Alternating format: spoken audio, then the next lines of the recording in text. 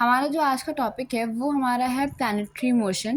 Planetary motion basically एक mechanics का topic है और सबसे पहले इसमें हम लोग पढ़ेंगे क्या equation of an orbit when particle is moving under the inverse square law. इसका मतलब जब कोई भी पार्टिकल है अगर वो इनवर्स स्क्वायर लॉ के अंडर मूव कर रहा है तो उस पार्टिकल की इक्वेशन क्या होगी वो हमें पढ़ना है। हम कह रहे हैं कि इफ़ अ पार्टिकल, हम अज्यूम कर रहे हैं कि अगर कोई भी पार्टिकल है और वो इन्वर्स स्क्वायर लॉ में मूव कर रही है, इसका मतलब क्या है कि F is inversely proportional to r square. हम कहेंगे कि कोई भी पार्टिकल अगर वो इन्वर्स स्क्वायर लॉ के अंडर मूव कर रही है तो उसमें जो फोर्स होगा वो इन्वर्सली प्रोपोर्शनल होगा to the square of the distance between them, that is F is inversely proportional to 1/r²। जैसे ही हम लोग प्रोपोर्शनलिटी से हटाएंगे then we add a constant and we get F is equal to mu upon are square where mu is any constant. And as we studied in the earlier chapter, now the differential equation of a central orbit is given by f is equal to h square u square d2u by d theta 2 plus u. Putting the value of f, which is mu upon r square, in this equation we can write mu upon r square is equal to h square u square in bracket d square u by d theta 2 plus u.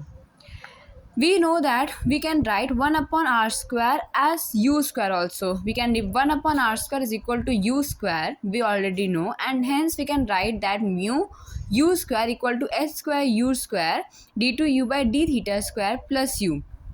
ठीक है, cancelling u square on the both the side and we get h square d square u by d theta 2 plus u is equal to the mu.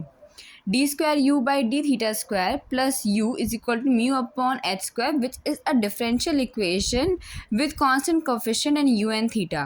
Since it is a differential equation of constant coefficient, now we need to find the CF and PI of the given equation. The CF is a complementary function and PI is the particular integral. Now for this we need to know the auxiliary equation. An auxiliary equation can be written as auxiliary equation is equal to mu d square plus 1 is equal to mu upon h square, where capital D is can be represented as d upon d theta.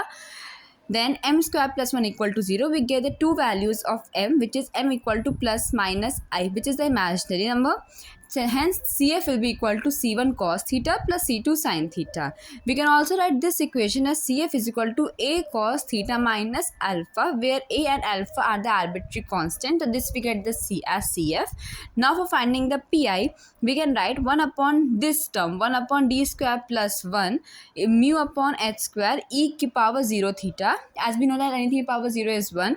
So 1 upon 1 mu upon h square. So particular integral will be is equal to mu upon h square. So the solution will become the CF plus PI.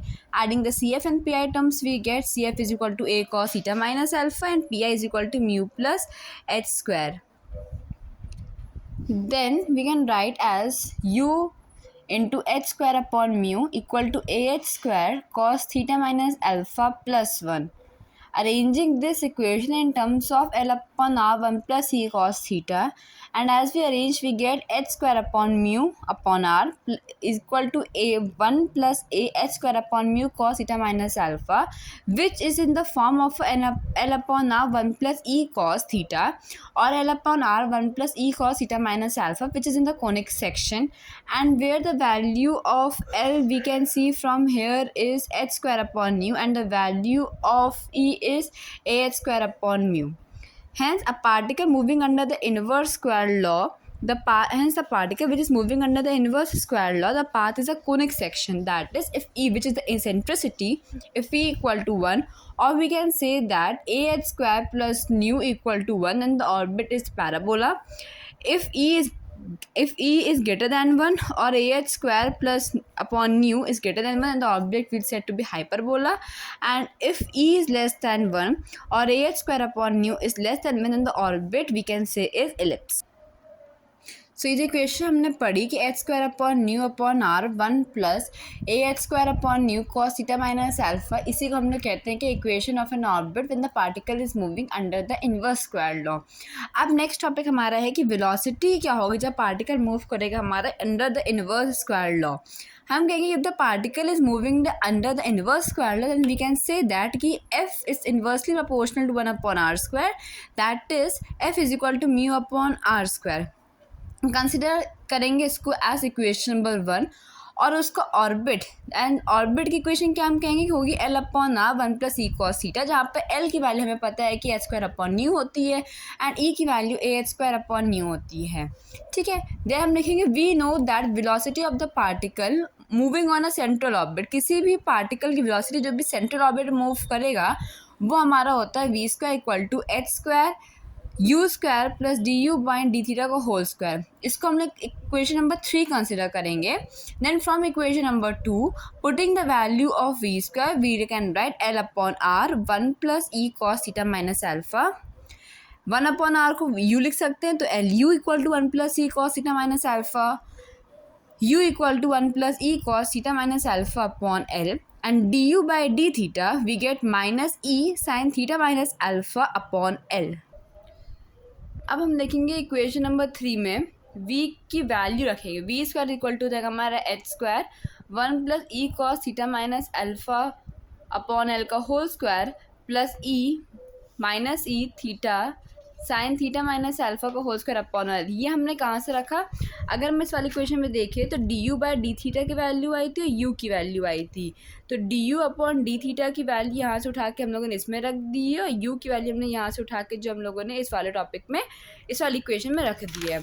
इसी तरह इसीलिए ऐसी equation बन के आई। हम लोग अगर इस इक्वेशन को बाद में सॉल्व करेंगे तो ये आएगा v² equal to h² upon l² 1 plus e square cos square theta minus alpha plus 2e cos theta minus alpha plus e square sine square theta minus alpha.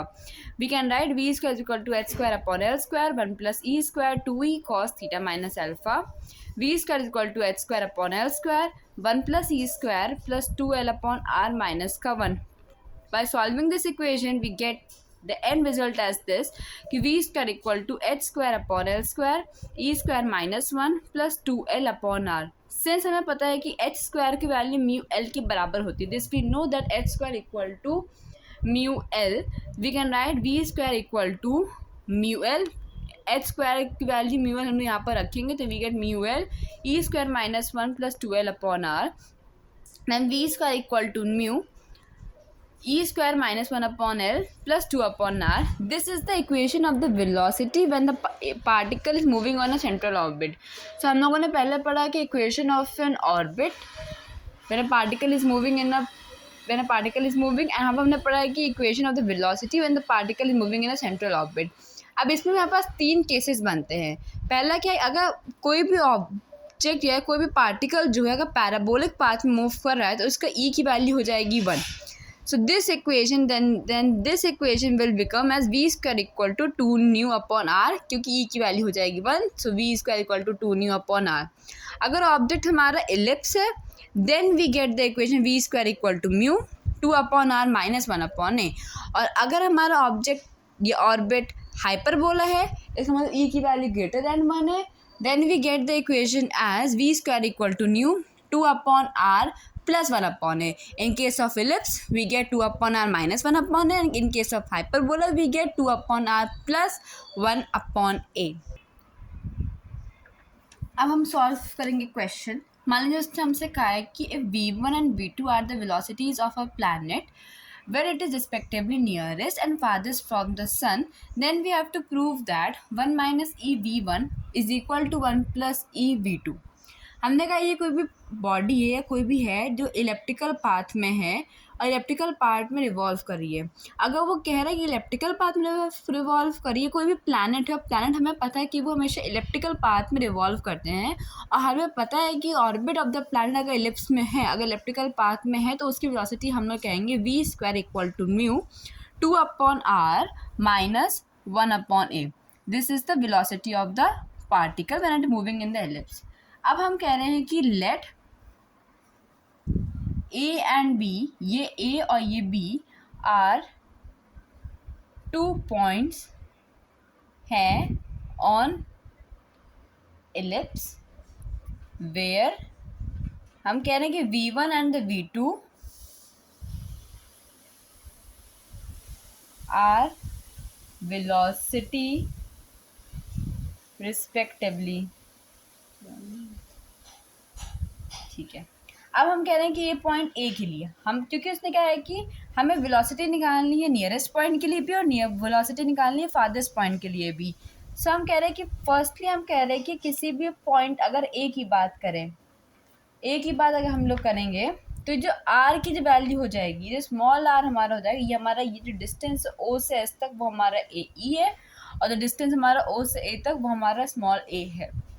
जो स्मॉल आर की बात करें वो हो जाएगा हमारा एस ए की value के बराबर, एस ए की वैल्यू बराबर, which will be is equal to A minus A E. We can write as A 1 minus E. तो अगर ये हम लोग वैल्यू उठा के इस इक्वेशन में पुट करेंगे, देन वी गेट v1 का square equal to mu 2 upon a 1 minus e which is r minus 1 upon a. v1 का square is equal to mu, a common ले लेंगे अगर हम लोग, 2 अपॉन 1 माइनस ई माइनस का 1। v1 का square equal to mu upon a 2 minus 1 plus E upon 1 minus c, and we get as v square equal to mu upon a 1 plus c upon 1 minus e। रुको, तो इसमें अगर हम लोग अब देखेंगे, ये हम लोगों ने देखा कि अगर हम कोई भी नियरेस्ट पॉइंट की बात करेंगे, तो जब हम नियरेस्ट पॉइंट की बात करेंगे, हम लोग पॉइंट ए ही नियरेस्ट है, तो हम जब ए नियरेस्ट पॉइंट की बात करेंगे तो आर को हम लोगों ने क्या लिया है एस ए की वैल्यू बराबर v1 स्क्वायर की वैल्यू रखी और हमारे पास ये टर्म बन के आया। ठीक है, इसी तरह हम लोगों ने अब ये निकाला है फॉर पॉइंट ए के लिए। अब हम लोगों को निकालना होगा फॉर पॉइंट, अब हम निकालेंगे फॉर पॉइंट बी के लिए।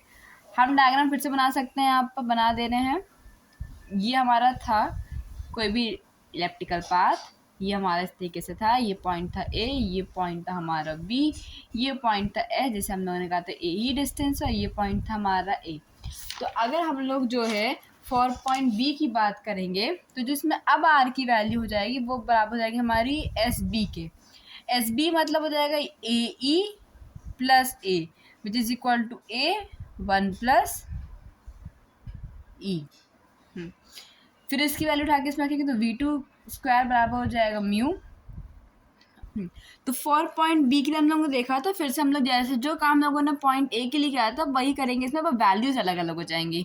सो v2 का स्क्वायर बराबर हो जाएगा mu 2 upon a 1 plus E minus 1 upon A. v2 का स्क्वायर बराबर हो जाएगा म्यू अपॉन ए, कॉमन फिर से ले लिया हम लोगों ने, 2 अपॉन 1 प्लस ई माइनस का आ गया 1।